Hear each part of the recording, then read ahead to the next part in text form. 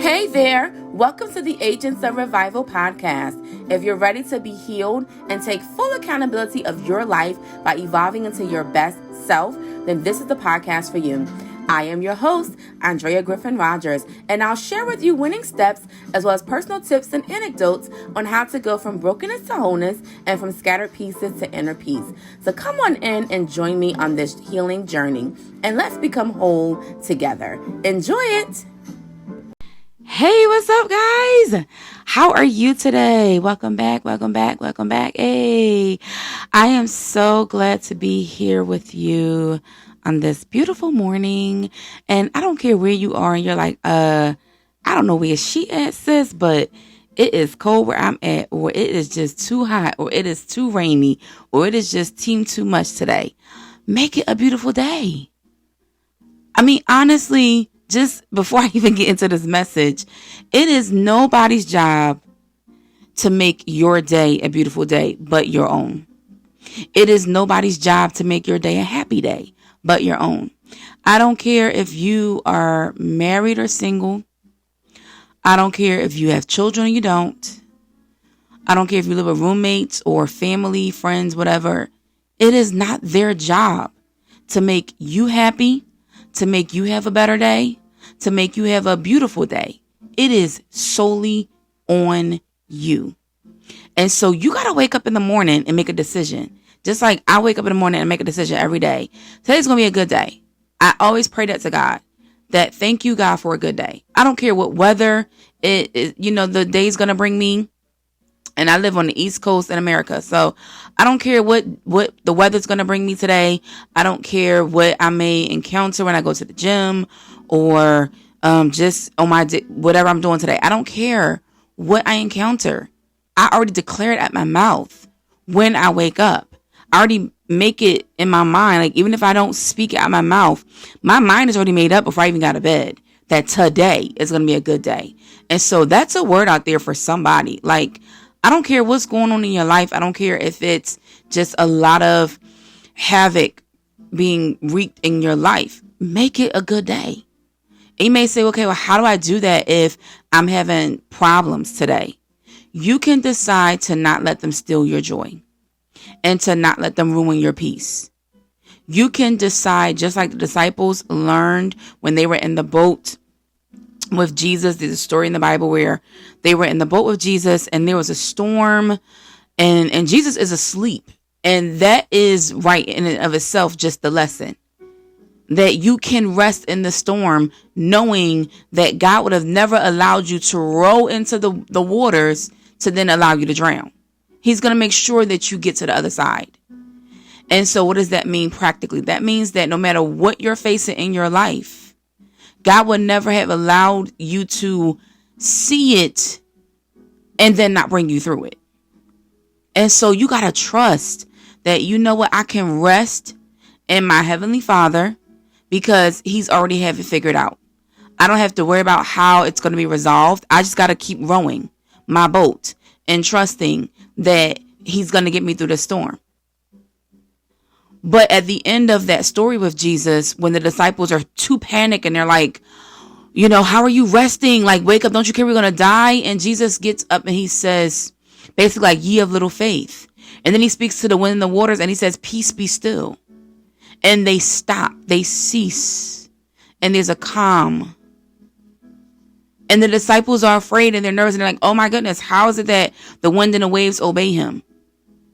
And it was part tied to their faith. Like, who do you believe God is for you? Because if you truly believe that you worship a God who cares for your well-being, then you have to understand that He's not going to allow you to drown in the boat. He would have never called you into the boat. He would have never called you out to row into the waters. Even if you say, well, Andrea, I got myself here because I made some decisions that I knew were wrong.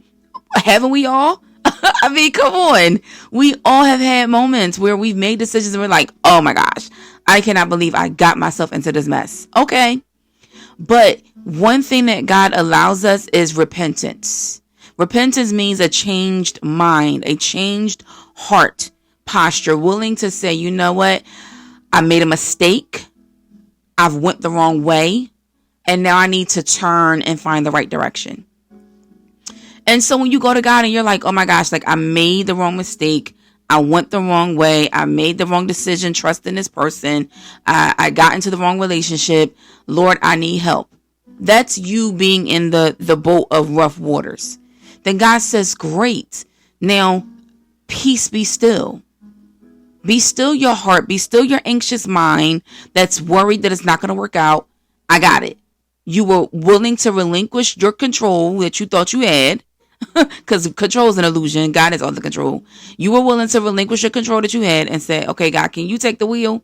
And he says, bet. I'm so glad you finally realized you couldn't do this without me. I got you. And that's why he says, peace be still.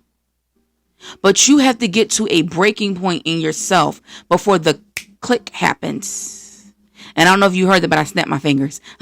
But you got to get to the breaking point in yourself before the click happens. And it's in that click where something snaps in your mind for you to say, you know what? I don't got to take this no more. You know what? I don't have to keep trying in my own strength. You know what?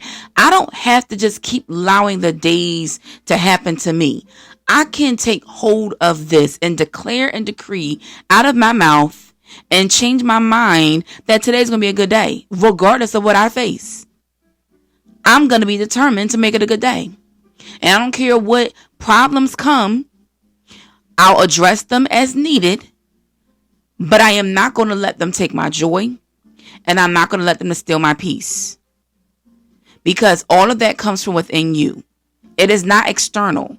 The world teaches you that peace is a place that you must go to travel to, and that's where your peace is. But I guarantee you, and I've seen it time and time again because I like to watch travel shows, but I also hear testimonies of other people, that when you travel to these places that you think is where your peace is going to be at because it's too much storm and chaos where you are, when you travel to these places, and some people actually wind up staying, or they move to the place they thought they found peace in. When you get there, the problems are going to still follow you. The problems are going to still arise.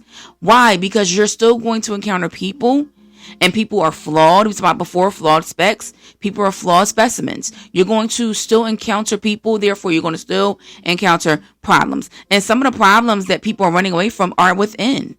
And so that's why this series, as I mentioned to you before, if you missed it, I'll go down the list once again on some of the things I'm going to talk about in this series, which is a vision series for those that are like, a series. I missed, episode 1 and 2. Okay, we are in a vision series. And if you are new to my podcast, welcome, welcome, welcome. I normally do series teachings. Every now and then I will do an episode that's like a bonus content that has nothing to do with the series. But typically speaking, I teach in the form of a series because God will give me like a download of a particular topic that needs to be discussed. And so I'll make a whole course list, if you will, of what I'm going to teach and speak to you about and advise you on those topics. And so season 5, we're going to talk about vision, and we're going to talk about vision in various capacities. Vision in terms of your career goals, but also vision in terms of your life, the trajectory of your life, where you see your life going. Vision in terms of how to operate and function in that vision in terms of your family dynamics and the right team or relationships that you need in order to see your vision grow. Your vision, making sure it's clear, that you understand it, in all capacities of life. And then how to show up and walk and execute it properly and effectively. So we're going to talk about like all these things this season. So stay tuned. Because one day you may say, oh, well, this is the episode I don't really need because I need something about business. But tomorrow, you don't want to miss tomorrow, because tomorrow I might be talking about business. Or I might, do a little curve on you. And part of the message may be about one thing, and then by the end it's about something else. You just never know, baby. So you got to tune in every day. But, there has to become a breaking point in your life before something clicks. And then that click is what causes you, what causes you to turn. It should be the choice in you to say, I need to pivot. Something needs to shift because the way I'm doing it isn't working. And so I got to change course. And then you have to understand also that when things break in your life, or things are breaking down in your life, or you reach that breaking point, part of the click is not just about you, but it's tied and attached to others. And so I'll give you an example of my story. So before this season started, actually last season, I had talked about the click, and I was speaking about how, like, as a kingdom ambassador, you know, while you're walking this faith journey out and you're doing the assignment that God has called you to do in the earth, and you're being obedient and serving, as well as serving your community, your family, whatnot, there comes a point in time where something needs to click in your life. And when that click happens, it clicks you into action. It propels you forward to, like I said, either make a shift or a change needed, or to cause you to, like, step into the authority in the role in which you're being called to step into. And so for me at that time, I was talking about how something just finally clicked in my mind, where I recognized what God was calling me to do and who he was calling me to be. And the calling me to be was the most important part, because I already knew what he was calling me to do. And so I was already walking that out. But the other part of calling me to be, which was part of it as a prophet, it was like, ooh, I don't, you know, because I, like most people, grew up in the world system where you're taught that the only way you can be something or become something is if you go to school for it and you're trained for it and you get the degrees and certifications for it, and people tell you that it's okay to be it. And so I was like, oh no, you know, nobody did that for me, and I don't have the degrees and the certifications. And this is interesting because I'm saying this to God. Like, I'm telling God, who's calling me to do something, that no, you have the wrong person. This can't be me. You know, I kind of had that. I talked before about the Gideon syndrome. If you've never heard about Gideon, go read Judges chapter 6. I'm not going to read that today. But, you know, Gideon couldn't believe what the angel of the Lord was saying about him. And so he was like, I need you to confirm that, because that don't make sense. That's not really who I am. You know, nobody calls me that. Nobody views me this way. I don't have the degrees or the notoriety or the certifications backing this. So what you're saying seems so far-fetched. And that's how I felt with God. And so God had to take me down a journey, not only of speaking to me, through my spiritual mentor, but also teaching me through his word of what is a prophet and why does he call us prophets, and what he's already been doing in my life that shows or has the validation that he was calling me to be a prophet. And I was like, oh wow, God. So finally something clicked in me, and I realized, oh, wait a minute. Okay, bet. I'm going to stop fighting this thing. I'm going to step into this role and be who God's calling me to be. And so on that journey, there were other things that started to, like, break down in my life. And it was like, okay, God, I thought when I went through the Job Wilderness season, that was it. That was done breaking down. And then yet here we are again. There's more breaking. And it was the breaking down of systems in my life. And part of the word of the year for Agents of Revival, and some of you, you know, you can receive this as a part of this ministry, a part of this movement, as it correlates to you as well, because you may feel this way in your life. What God was telling me as part of the word of the year for Agents of Revival is stretch to capacity. Going into 2024, you will be stretched to capacity.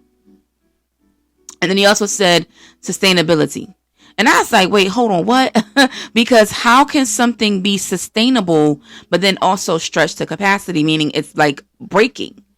And I didn't understand it. And I'm still kind of, you know, with God, trying to understand what that is and what do you really mean by that. But at that time, you know, right before the new year, as we were finishing out season 4, I mean, just every system of mine was just breaking down.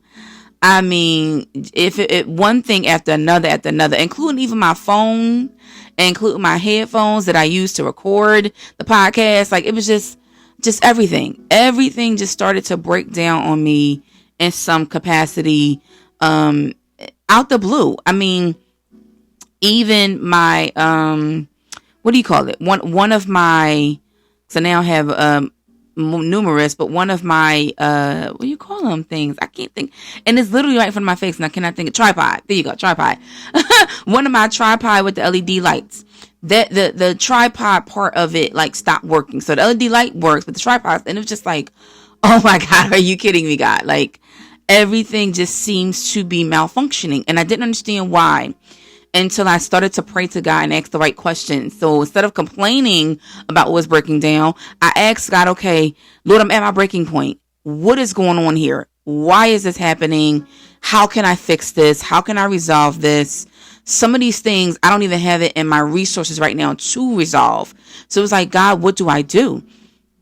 And then God helped me understand, stretch to capacity. I am stretching you to capacity to understand that what you need to sustain is not on this level anymore. And so I'm calling you higher. I'm stretching you to realize that you need more. Not only more room to receive what I'm giving you, but also you need more help. And so what I've seen God do from the end of the year to the beginning of this year is he's been sending me help. And it's just like, wow. But I had to get to that breaking point before something clicked to realize I can't do this by myself. Like I really am stretched to capacity. I really am like being pulled on all sides. And God, I need help. God, I need some assistance. This vision you've given me is too big for me to just keep doing with my limited team that I have. I need more team members. Because as I said to you before, again, if you're new to this podcast, so you may not know, I'm not the only person that you may see me and hear me, but there's somebody, well, there was, now there's more. But at the time, last year, there was another person that was a part of the team. Actually 2 other people that's part of the team. Now we have, grown, thank God, and he's continuing to grow it. And so I'm just excited about what God's going to do this year because I'm already seeing the way he's working. But it's like, wow. But last year when all the systems were breaking down and I got to my breaking point, I was like, God, something got to click, something got to give. And he said, yeah, you have to realize that you can no longer sustain on this level and you can no longer continue going the way it's been going. I know it worked for you for a season, but there has to come a point in all of our lives where we see that the systems are breaking down around us and we need to shift accordingly. And so I did that. I shifted and I said, okay, God, send the help. Send the help. Order my path, my steps to the team, the right resources and people that are going to help me, because I know you don't want me to stop. God doesn't want you to stop rowing your boat, even if the storm comes, even if it seems like the oars around you are breaking. It seems like the waves around you are breaking and crashing up against you. God says, I don't want you to stop, but I want you to realize that you need me. I want you to realize that you can no longer do it by yourself. And I know we live in a time now where the world teaches you that you don't need people. You can do it by yourself. I'm here to tell you that you can't.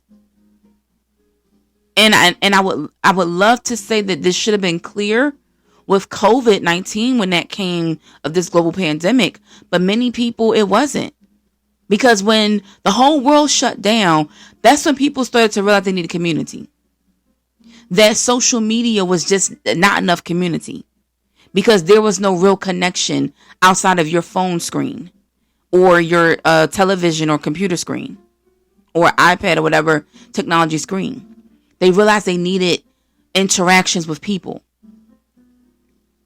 And then yet when things opened up and people started to get their vaccines and things like that, it seems like we went back to a system that is not working. And it's the system of normalcy. that people keep trying to hold on to of something that was old, that God is saying, I'm trying to remove that. It's dead and gone. I'm trying to give you something new. Isaiah 43 verse 18 and 19 says, see, I am doing a new thing. Do you not perceive it? Or do you not see it? You got to see that God is doing a new thing. Forget what things were and how things were normal and how things functioned before. God is doing a new thing. And you have to see that new thing happening in your life. And part of the new thing that God does is he allows things to break down. He allows things to break around you to make you uncomfortable, to shift you. But as long as you stay in your comfort zone, then you will think it's okay. And so I don't have to move. I don't have to change. I don't have to grow. I don't have to be stretched to capacity. I don't have to need or require any other help or assistance.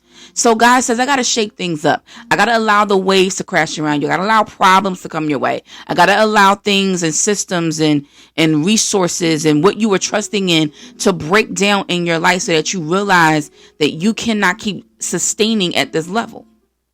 You got to allow the breaking point to happen. Every person who has ever seen a significant improvement in their lives or have done something great in notoriety in their lives, they have gotten to the point where they saw the breaking point happen and they stopped fighting it. Something clicked in them, and then they realized they had to step into something new. Even if it seemed like waters they never treaded upon before. I am now in a season where God is taking me on a journey and treading waters I have never treaded before. With all my experience that I thought I had, I'm still realizing that there is more to learn. And so I'm like, okay, God, this is great. And you may say, how is that great? Because for one, I love to be a lifelong learner. I don't want to ever stop learning. And then number two, I'm at the point where I'm like, God, I need you. I'm not even trying to do this by myself. It's too big. Like, you guys have not even seen the full totality of Agents of Revival yet. There's so much more to come. And so I'm like, God, this thing is too big for me to do by myself. And so I relinquish control and I say, Lord, take the wheel. Because it clicked in my spirit to recognize that I'm stretched to capacity here and I can't do this by myself. What are you fighting in your life that God is trying to shake and shift you into purpose?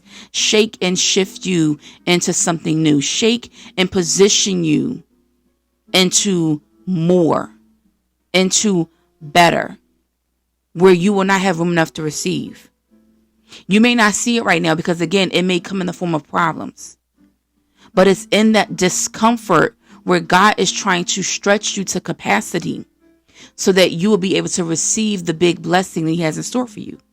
But as long as you keep fighting the tide, hoping that the winds will shift in your favor, it will never shift in your favor until you stop fighting it. And until you allow the breaking point to happen, and then the click where your mind shifts and changes to recognize this is not working anymore. I thought it was working and it worked for a time. But there's something that I taught before in season 4, and we'll probably get a little bit more into in season 5, is a pace for grace. There is a winning formula. If you missed the episode, go check it out. There's a winning formula that God gives us all. And part of that winning formula is a pace for grace.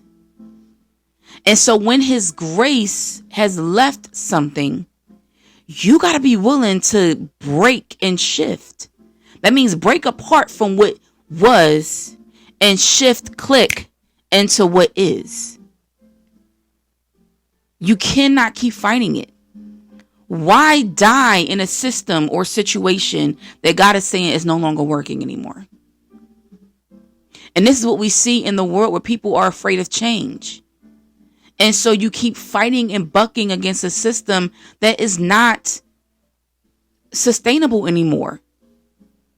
I mean, even in our world today, technology has advanced rapidly. From the time when I was younger, I mean, when I was growing up in school, the only computers that we had were in computer class. Yes, there was a class. I know they probably don't have that now, but there was a class growing up called computer class. And so that's the only time where we had computers. We did not have laptops in the classroom of every period in order to, do our homework and assignments on. We used pencil and paper. Okay. Number 2 pencil. It was very specific. Number 2 pencil and lead paper. And so, I meant line, not lead, line paper. And so, like lead paper, right? Line paper. And that's how we did our work. We had composition books and folders and things like that. Now all that stuff is on a computer, but we didn't have that growing up. And so when it came to like term papers and things like that we had to do, projects and assignments, you either had to, depending on what the project was, go and get yourself some cardboard, or it used to be this like big whiteboard thing that you had to do, and you would do your assignment on that. Or you would go to the computer class, schedule a time where you can go into the computer or the library to the computers to type up your paper. Unless you were I want to say blessed or lucky to have what we used to call typewriters growing up. And I know some of y'all out there may be over 35, over 40, so you may know exactly what I'm talking about. Yeah, there were things such as typewriters. And so you may have to go home and type your paper up on a typewriter. And then there were some home computers that then came into the house, and they were really big and bulky, took up the whole desk. And so then you were able to type it up on there. Now technology, I mean, you could type up a whole paper if need be on your phone because of all of the apps and things like that, including Microsoft Word and Apple's Pages. You have access to that right on your phone. But look at how much technology has grown. Why? Because the people who created the technology realized that something had to break in order to click and shift us into a new direction. And so if we see that in the world system in terms of technology, then why won't we do that in our own lives? Why won't we allow God to shift us in our own lives? You got to get to the point where something breaks and then a click happens to get you into destiny. And so, I normally like to give scripture. I do want to share this with you before we go. 2 Kings chapter 7, starting at the 3rd verse. And I'm going to read this from the New Living Translation. And it reads as such: Now there were 4 men with leprosy sitting at the entrance of the city gates. Why should we sit here waiting to die? They asked each other. We will starve if we stay here, but with the famine in the city, we will starve if we go back there. So we might as well go out and surrender to the Aramean army. If they let us live, so much the better. But if they kill us, we would have died anyway.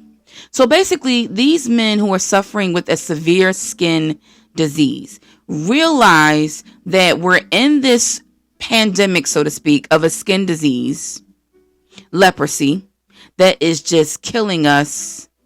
And we're also dealing with a famine. There's no food. And so what do we do when the systems are breaking down around us, and even the system of our body is breaking down? Do we sit here and just die in this? Do we go back to where we came from, where they're already dying there as well, so we're going to die there as well? Or do we go forward to the place that has provision, and even if they kill us, we would have died anyway, but at least we see the provision up ahead. We see the resource up ahead.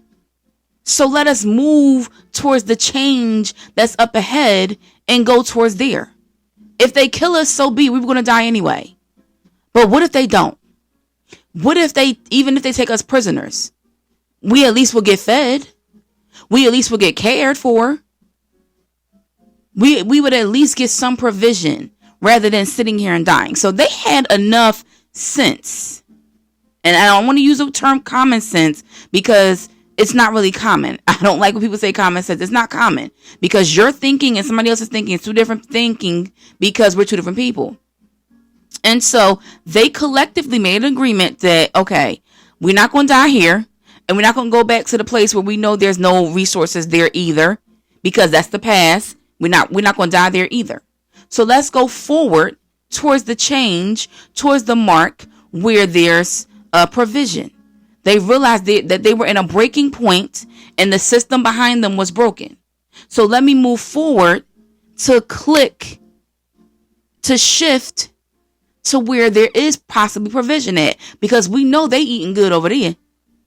We know they have provision over there. We see them.